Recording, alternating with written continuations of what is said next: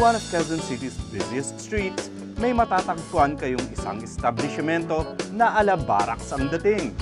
On the outside, it may look like a house or a store, but sometimes looks can be deceiving dahil ang lugar na ito ay hindi bahay o tindahan, kundi isang restaurant. And it's been here for quite some time dahil na rin sa mga masasarap nilang inihahandang pagkain.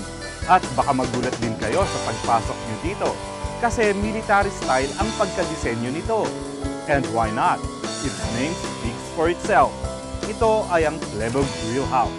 Na-establish ko yung Plebo Grill House noong December 2015. Bali naisip ko na magtayo ng ganitong restaurant kasi parang pangmasa siya. So yung Plebo, ang meaning niya yung parang sundalong laging gutom. That's why Plebo yung naisip kong ipangalan. So yung tema niya, pang sundalo. Actually, kung mapapansin dito sa lugar, malapit tayo sa Camp Crame, Long JP Rizal. So naisip ko na parang kakaiba, maging kakaiba lang kasi walang ganito dito sa lugar na to.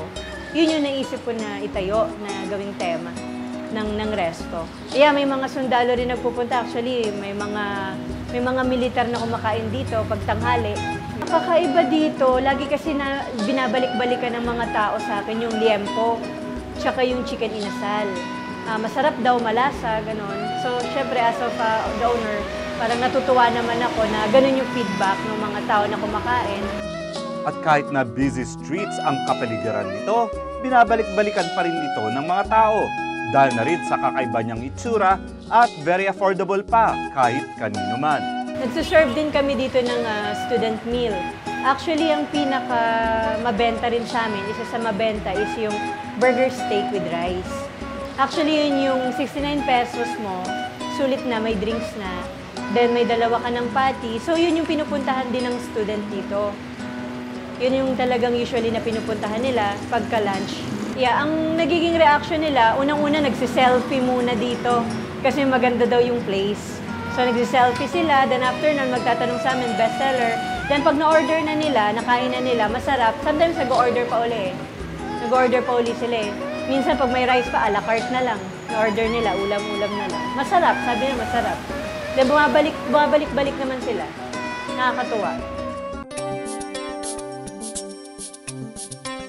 Kung wala man kayong panahon makapunta rito, that's okay. May catering service din sila.